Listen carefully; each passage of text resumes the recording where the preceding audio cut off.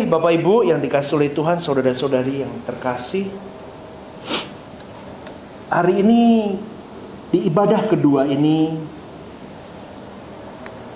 saya mau mengajak bagaimana kita point of view hidup ini diubahkan Tuhan.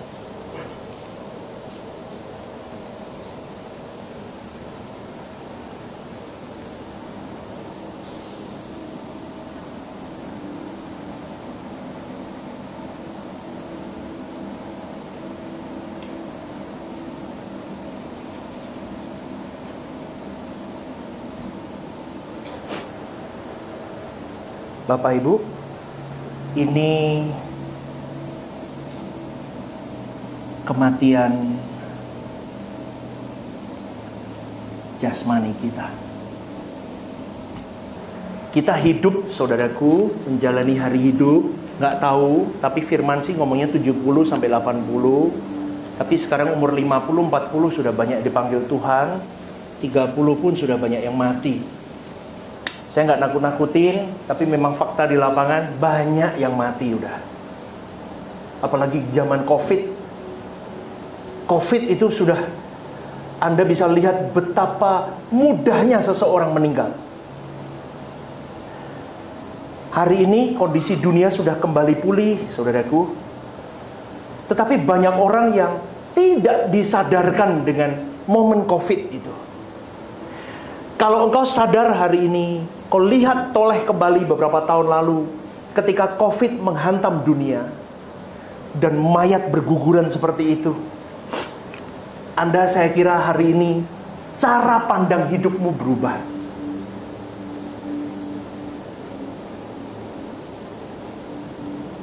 Hari ini saya lihat yang lolos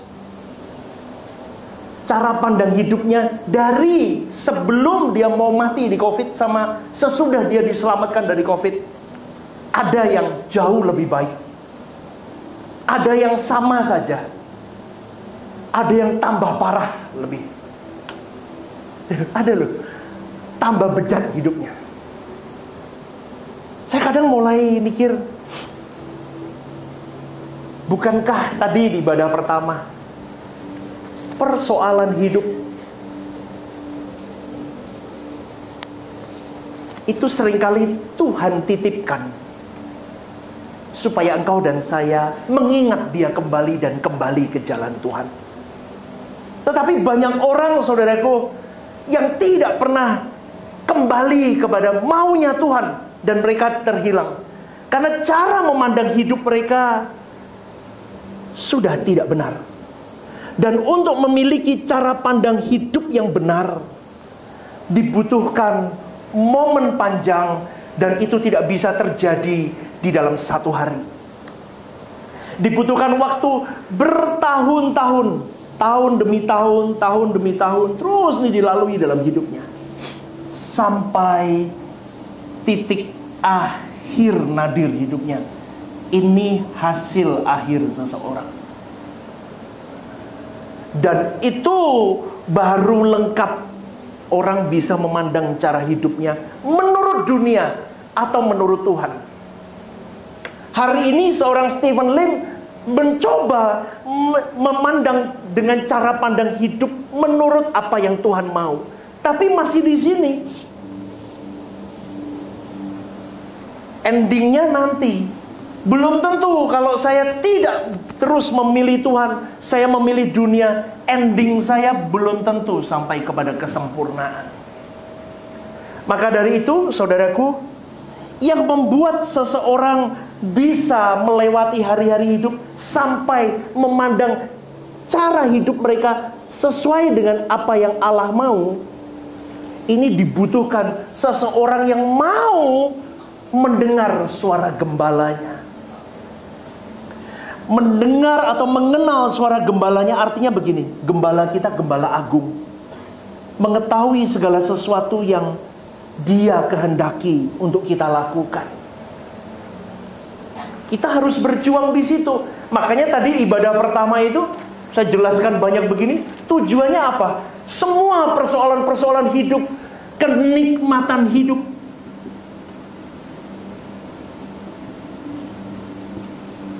Semua harus dipasung untuk kepentingan Allah. Maka tadi saya ngomong begini, persoalan hidup itu adalah jalan tol untuk Anda bisa masuk kepada yang namanya kehendak Allah dan maunya Tuhan.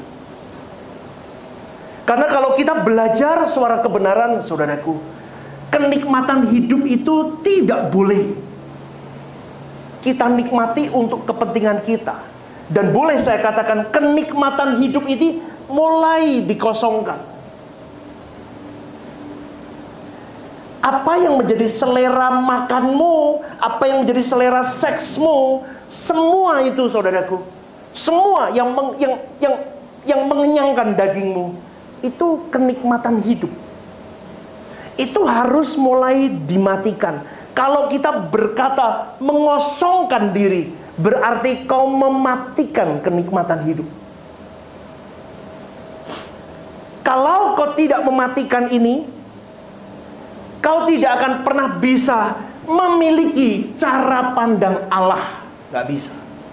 Kenapa? Yesus pun mematikan kenikmatan hidupnya. Itu mutlak. Yesus pun tidak berkompromi dengan kenikmatan hidup. Ini ajaran yang susah sebetulnya. Maka butuh waktu bertahun-tahun untuk Anda terus menjejaki kakimu untuk mengerti apa yang menjadi kenikmatan Tuhan itu. Maka saya katakan, jadilah pemburu Tuhan dalam hari-hari hidupmu. 24 jam 7 hari kau dan saya bertugas menjadi pemburu Tuhan. Kau kejar dia terus, kau kejar maunya apa, kau kejar apa yang menjadi pikirannya, kau kejar apa yang menjadi hatinya, kau kejar semua aspek dari apa yang Tuhan mau kita berpartner dengan dia. Maka firman Tuhan berkata, baik kau makan atau kau minum, lakukan segala sesuatu, lakukan semua untuk Tuhan. Berarti, saudaraku, kalau seseorang mau mengubah cara pandang hidupnya, dia tidak boleh melakukan segala sesuatunya sesuai dengan kehendak diri. Harus kehendak Tuhan. Dan kekristenan hari ini sudah jauh dari orisinalitas ini. Maka saya mengajak kepada saudara-saudari yang mendengarkan kebenaran ini, kau dan saya harus memang benar-benar mencari Tuhan, memburu Tuhan. Itu tadi saya tanya nih,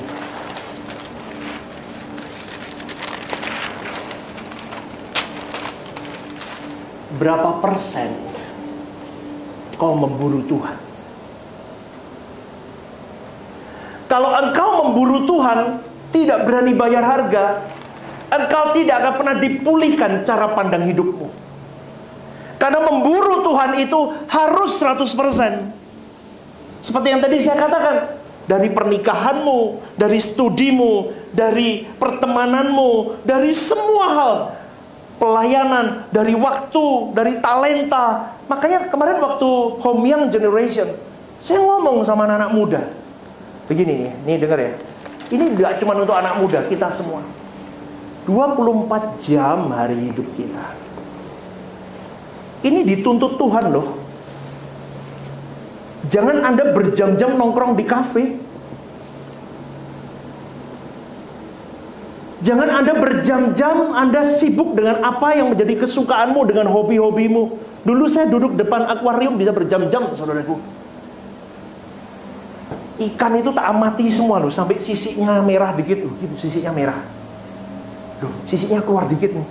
Langsung bingung tak obatin. 1 hari hidup saya habis ngurusin ikan. Kalau enggak mobil ditaruh di garasi itu saya lihat. Nanti baru makan sebentar, keluar lagi, lihat lagi mobilnya. Api ya. Kurang ini. Nanti masuk, nanti duduk ngelamun, mobilku kalau tak hitemi di sininya cakep ya. Kalau tak tambah ini cakep ya. Hidup saya di situ. Ya. Apalagi kalau mobilnya bisa ada turbonya ya, bagus ya. Mikir, kepala saya penuh dengan itu. Terus gitu.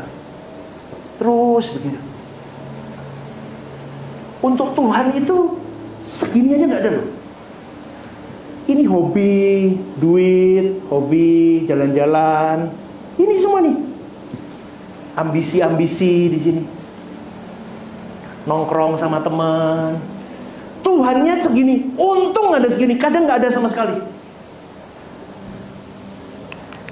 Kalau kita mau mengarahkan diri ke Tuhan harus 100%, saudaraku. Tidak boleh tidak 100%. Harus mengarahkan diri. Sempurnamu ini di LB3. Arah matamu ini ke LB3 saja. Ini pendeta nggak napak bumi, saudaraku. Ini yang napak bumi. Nanti tak jelasin. Ini yang cengli, bukan bocengli. Anda sekarang yang tidak napak bumi. Karena fokus kalian adalah uang, dunia. Semua. Sekarang saya tanya, orang itu seperti gini loh. Kalau tadi pagi saya coba mencoba menggambarkan begini. Orang baru lahir itu, gitu tuh. Itu kalau dari bandara baru turun taksi, saudara. Baru bawa koper. Ngerti nggak? Baru mau masuk terminal kehidupan. Lah kita umur 40, 50, 60. Itu sudah, kalau saya 40 mungkin sudah di ini ya, cek lepas belt semua, cek semua. Lepas jam tangan, masuk scanning. Lah kalau yang umur 60 sudah boarding, tunggu naik gitu loh. Ngerti nggak Bapak Ibu? Saya kasih gambaran, ini mudah murah. Mudah. Itu hidup kalian. Yang mungkin yang masih kecil-kecil ini, mungkin masih apa ya? Masih, kalau di airport sini kan mungkin masih, ada ENW mah. Mau makan mah, masih, tapi sudah di dalam. Masih jalan, masih mau pipis dulu, masih mau apa. Tapi kalau kita kayak saya ini, saya sudah masuk di scanning itu, lepas jam, lepas jaket, nggak boleh nggak masuk ngot. Itu sudah jalan. Usia indah, wis boarding, gitu. Sudah di gate kita, sudah di gate berapa itu? Kita sudah nunggu. Sorry jatuh. Sudah di gate berapa? Tinggal pesawat datang, naik. Tapi herannya, yang sudah perjalanan mau masuk ke terminal pun, yang sudah di terminal, sudah cedak, mikirnya duit terus, dunia terus. Piye ya carane ben uripku enak? Piye ya punya taman yang enak? Piye ya aku bisa duduk ngopi santai sore? Boleh enggak mimpi begitu? Matikan. Wah, ini ikut ajarannya Pastor Steven susah, betul. Omong kosong. Anda masih menikmati semua, terus Anda ngomong, aku mematikan dunia. Dobel. Nggak percaya? Nggak percaya? Cobaan. Kalau saya ngomong mematikan dunia, saya masih naik yang enak-enak, first class semua. Potong tangan saya. Dobel. Anda masih menikmati nikmatnya first class. Amin apa tidak amin? Matikan.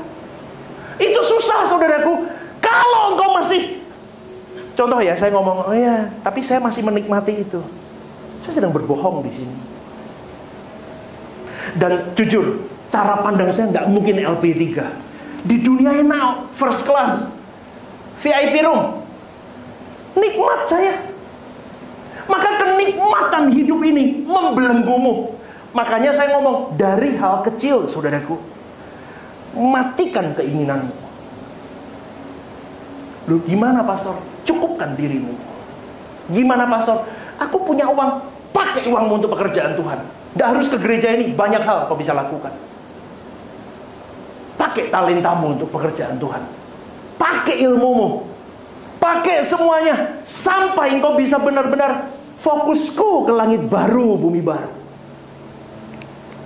Dan banyak orang Kristen yang tidak sampai ke sini karena dia fokusnya ke sini. Dia buat surga kecil, baik itu hobinya, baik itu apapun, ini surga kecil mereka. Loh, pendeta ini pun bisa jadi surga kecil loh ini. Nih kalau saya tidak mengarahkan ini. Makanya Bapak Ibu, di gereja Rehoboth Semarang tidak boleh menganggap istimewa hamba Tuhan. Amin. Pak, tapi saya butuh didoakan. Bukan saya tidak mau direpoti, tapi tanganmu, doamu dengan doaku sama kuasanya. Amin. Jadi jangan, loh, kalau baiknya memang harus ke saya semua. Saya enak, saudaraku. Loh, enak toh? Ya, enak ya Bu. Butuh didoakan? Oke, tempat saya. Buka praktek saya mendoakan orang. Cuan. Tapi saya tidak. Anda harus berdiri bahwa dirimu dan diriku sama. Lebih terhormat Anda yang tidak menjadi hamba, menjadi pendeta, tetapi engkau fokus, kau berjuang memburu Tuhan, lebih terhormat daripada seorang pendeta yang mengaku mengerti kebenaran dan mengajarkannya, tetapi tidak pernah memburu Tuhan. Lebih baik. Makanya saya ngomong, pastor, ada setan. Dulu kan saya suka doain kalau ngusir-ngusir setan. Saya paling suka, saudaraku. Ayo. Mesti saya paling gerengseng, bahasa Jermannya. Kalau mau ngusir setan, saya nomor 1, saudaraku. Saya paling senang. Benar. Tahu nggak? Hari ini saya tidak. Misal nih, di rumahmu ada setan. Papamu suruh ngusir. Itu lebih mempan daripada saya. Dia imam keluarga. Makanya jadi imam keluarga, jangan hidupmu sembarangan. Papa-papa dengar baik-baik. Kuasa semua di tanganmu. Sebagai engkau memimpin, seperti sebagai seorang imam, kau memimpin keluargamu. Harus masuk ke langit baru, bumi baru. Makanya hidupmu harus yang benar. Papa-papa ini dengar baik-baik. Hidupmu yang benar. Pastor, dulu hidupku gak karuan. Ora popo. Nggak usah lihat masa lalumu. Lihat hidupmu hari ini dan ke depan. Jadilah benar. Maka kau bawa pasukanmu ke langit baru, bumi baru. Itu filosofi hidup yang benar. Petrus beda waktu itu. Cara pandangnya dunia. Dia mau Yesus jadi raja dunia. Dia menghalangi Yesus ke Yerusalem. Jangan Yesus, nanti kau mati di situ. Tapi cara pandang Tuhan dengan cara pandang manusia seringkali beda. Karena Tuhan Yesus memikirkan apa yang menjadi proyek Bapaknya. Manusia seringkali memikirkan apa yang menjadi keuntungan dirinya. Jadi kalau kita fokus ke Tuhan 100%, kita harus mencintai Dia dengan di dalam hari hidup segenap hati, segenap jiwa, segenap akal budi.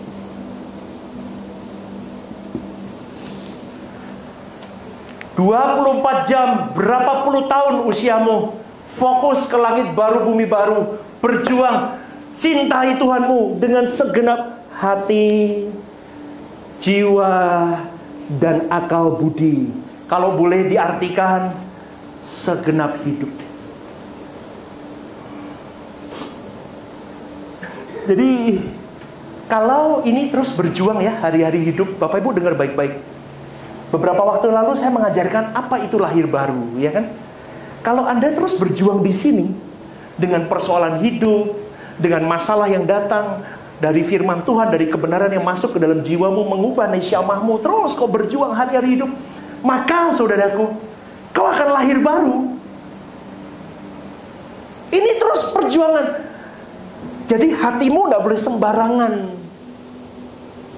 Tidak boleh sembarangan menikmati sesuatu, tidak boleh sembarangan mengeluh akan persoalan, nggak boleh sembarangan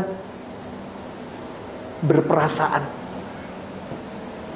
Jiwamu nggak boleh sembarang dicekokin apapun. Mulai sortir apa yang boleh dan apa yang tidak. Apa yang tidak pun, apa yang tidak perlu pun, yang boleh pun, yang boleh pun mulai disortir. Yang tidak perlu pangkas.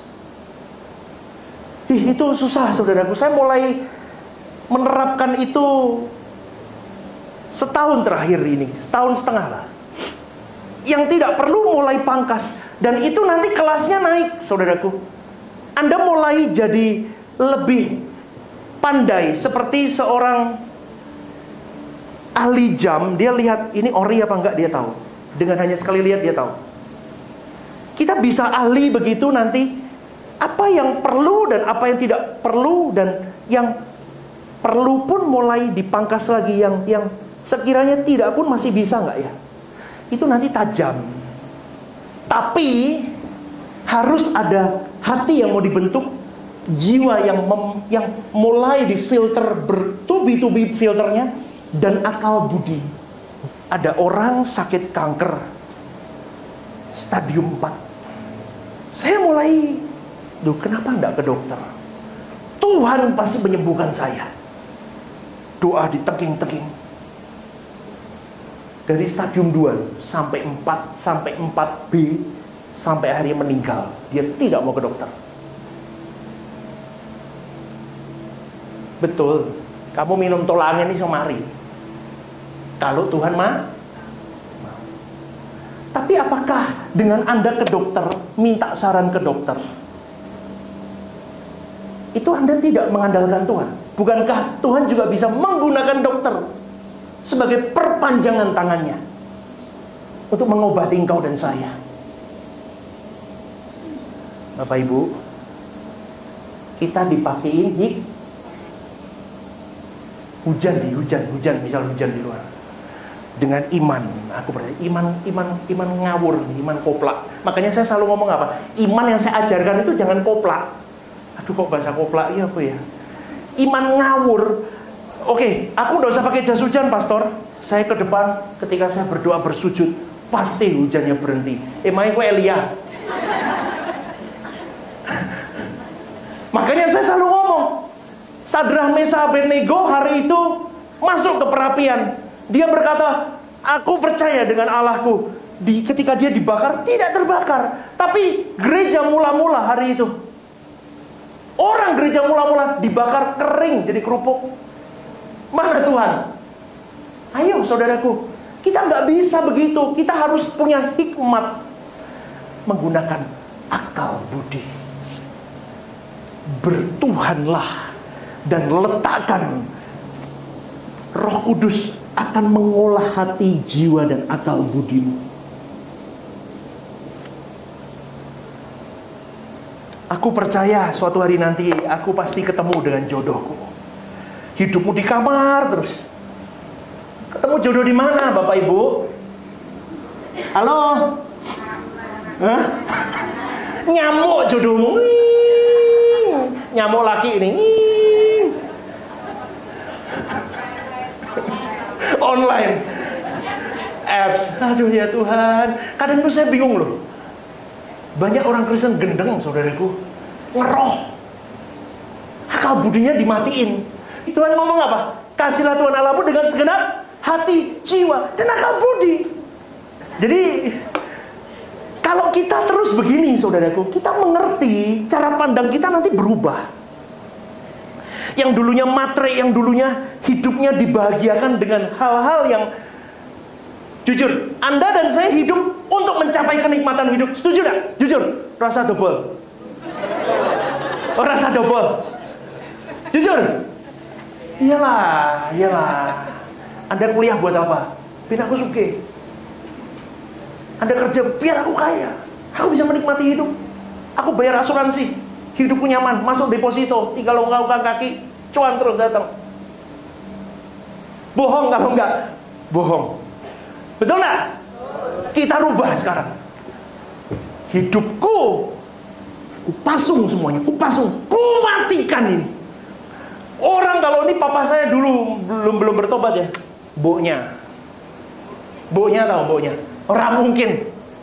Tapi saya cuma mau berkata sama kalian semua. Mungkin. Kalau cara pandangmu sudah diubahkan Tuhan. Kau disandra, kau dikurung Tuhan. Bisa, saudaraku. Dulu saya mendengar khotbah begini juga ngomong. Pendeta ini ngayang. Sikile didelok isih ono rak kuwi. Sikile kemambang itu, kakinya terbang gitu. Tapi hari ini saya bisa berkata, yes. Yes. Cuman caranya untuk masuk ke sini macam-macam. Tadi ibadah pertama. Karena salahmu atau memang Tuhan kasih tes sama dirimu?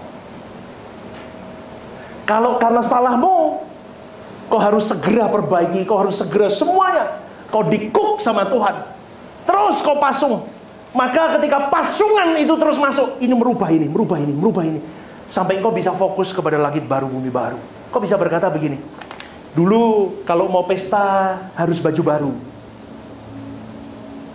Nek ndak baju baru, malu dong ketemu temanku. Ki baju ini wis ono ning Instagram.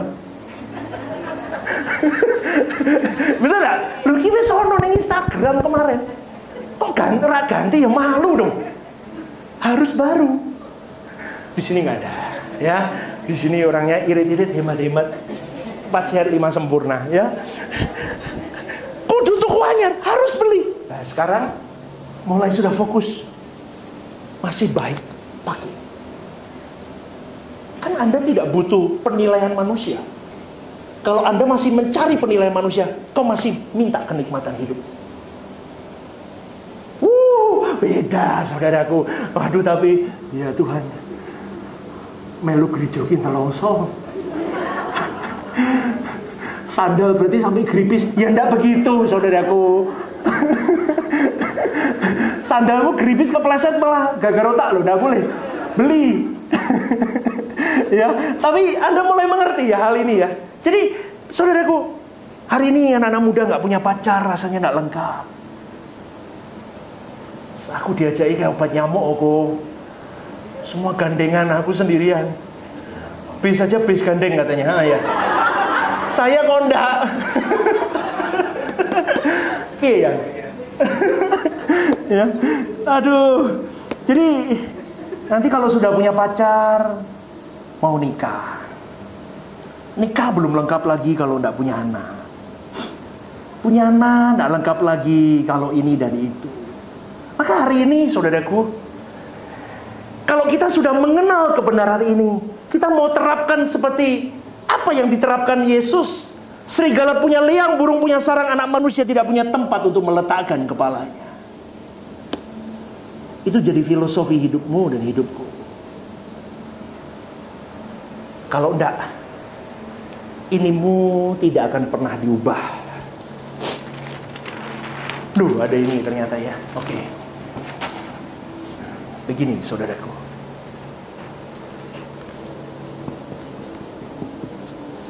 Pikiran, perasaan itu mengandung jadi satu hal, yaitu namanya moral. Pikiran dan perasaan ini juga bisa dikatakan cara pandang. Kenapa cara pandang? Karena di dalam pikiran dan perasaan ini ada yang dilihat mana yang lebih. Jadi kalau Anda dan saya punya stage urgensinya itu, pikiran kita dan perasaan kita berbeda. Urgensi saya, tingkat kepentingan yang paling genting itu nomor 1 apa? Saya dan Anda bisa beda. Betul nggak, saudaraku? Bisa beda. Tetapi, saudaraku, kalau kita sudah akal, budi, jiwa, dan apa lali aku loh. Segenap akal, budi, jiwa, hati itu disandra segenap hidup untuk Tuhan, maka pikiranmu mengenakan pikiran Tuhan. Perasaanmu perasaan Tuhan. Maka urgensinya sama. Urgensinya tidak beda. Maka dari itu pikiran dan perasaan kita harus disandra tiap hari urusan Tuhan. Hari-hari hidup. Nanti orang ada kelasnya beda-beda, tidak apa-apa. Tapi kalau orang berburu Tuhan, yang serius, tidak usah sekolah teologi, saudaraku. Banyak orang yang sekolah teologi tidak memburu Tuhan. Saya sekolah teologi banyak udah. Yang paling penting adalah engkau mencari Tuhan dan haus akan lapar. Sekalipun dagingku dan hatiku habis lenyap anak sekolah teologi belum tentu berani nerapin sekalipun dagingku dan hatiku habis lenyap. Itu loh saudaraku, cara pandang. Makanya saya selalu ngomong apa? Semua itu orang bisa benar-benar ke Tuhan ya. Kalau cara pandangmu, hati, jiwa, pikiran disandra buat Tuhan. Nanti di situ, di akal budi ini, yang tadi saya ngomong, hati, jiwa, akal budi, nanti Anda akan berani berkata, oh sorry ya, aku gak bisa jalan-jalan hari ini, aku mau untuk ini dan itu, untuk urusan Tuhan, aku mau doa. Wah itu orang yang berkelas nanti sama Tuhan. Itu orang yang spesial di mata Tuhan. Orang berani di titik itu sedikit. 10 orang belum tentu ada satu. 100 belum tentu ada satu. Tapi kalau hari ini kalian mendengar ini, lakukan. Anda jadi salah satu orang itu. Saya berjuang, makanya saya mengerti. Kalau cara pandangku, pikiran, perasaanku sudah sekemistri sama Tuhan. Lama-lama aku berjuang dengan cara pandang, pikiran, perasaan terus. Moralku bermoral seperti Tuhan. Hatiku tidak lagi tentang kenikmatanku, tetapi hatiku fokus urgent satu adalah apa? Keselamatan jiwa. Pertama-tama Tuhan mau, tidak ada kepentingan Tuhan sama kita, saudaraku. Kepentingan Tuhan satu, nak, aku minta kau selamat. Dari selamatmu itu kau bisa menyelamatkan banyak jiwa. Gereja ini dibuka 2 kali ibadah sampai ini dan itu, program doa malam, pendalaman Alkitab, bukan untuk apapun, bukan untuk ketenaran siapapun, demi Tuhan. Kalau saya punya hati seperti biar Tuhan habisi saya. Saya lakukan ini untuk keselamatan jiwa. Saya rindu kalian semua mengerti kebenaran murni, berubah hidupmu, jadi benar hidupmu, saudaraku. Maka kau bisa berkata, baik aku makan, baik aku minum, semua aku lakukan untuk kemuliaan Allahku. Itu tidak gampang, saudaraku. Maka cara pandang kita harus ditransformasi. Persembahkan tubuhmu sebagai korban yang hidup, yang kudus dan yang berkenan. Serahkan semua, baru kau bisa tidak serupa dengan dunia ini. Tapi banyak orang tidak bisa. Pulang gereja tuh, ini ada, ya, betul. Benar ini, Pastor Stephen ngomongnya benar. Ini masih vibe begini ya. Masih ngomongnya apa? Serahkan untuk Tuhan, amin? Amin, 100%. Amin? Amin? Nanti lo sore, habis ini kan pulang tidur nih, capek toh, bubuk. Nanti anaknya tanya, anda ikut. Mama, tadi Pastor Stephen khotbah apa? Aku udah lali. Apa ya mau ya? Bu, pokoknya mau gebar-gebor 100% gitu. Oh iya. ya, mulai lupa. Terus mulai Senin ketemu konconya, temennya begini, mulai gocap hun hilang. Senin tambah entek. Nggak apa-apa entek toh Tuhan. Kan Minggu di top up lagi. Nggak boleh begitu, saudaraku. Anda nggak bisa berubah. Amin. Aduh. Kristen itu menyita seluruh hidup. Coba saya gol kiri kanannya. Kristen menyita seluruh hidup. Kristen yang benar itu menyita seluruh hidup. Sekolah untuk Tuhan, menikah untuk Tuhan, kuliah untuk Tuhan, pelayanan untuk Tuhan, berteman untuk Tuhan. Jadi konsepnya begini. Kan ada tuh anak-anak muda yang kepalanya, otaknya mencari pacar. Ben ketemu hawa laki sedikit, wus gitu. Ngerti gak? Baru kena embusan angin itu,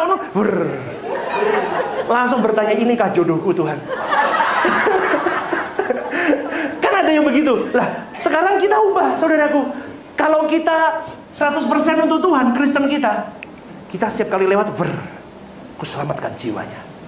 Ku selamatkan jiwanya. Itu beda. Mudah nggak? Itu yang saya mau ajak Bapak Ibu, saudara-saudari mulai mengerti. Ini saudaraku, ini mati, kuburan, ya. Ini kita hidup. Hidup sesungguhnya di sini, eternal life. Ya. Ini cuman kita, tadi yang saya bilang, transit sebentar, mampir, masuk terminal. Ini yang long lasting. Maka Tuhan berkata, nah, kamu bukan dari dunia ini.